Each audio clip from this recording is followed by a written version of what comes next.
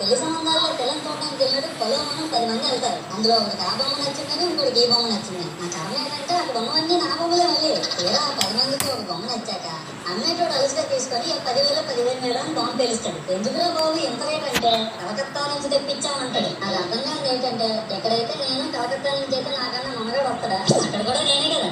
ఇలా నన్ను బజార్లో పెట్టి బేరం ఆడి నా మొహానికి బిసిగేసి వ్యాన్ ఎక్కిస్తారు. ఆ వ్యాన్ డ్రైవర్ గారు నేను ఉన్నానని కూడా చూడకుండా ఏదో ఆలోచించుకుంటూ డ్రైవ్ చేస్తా. గట్టల్లో గడ్డి గురి మనకి తీసి నా కాళ్ళు చెయ్యి ఎరగొట్టదు.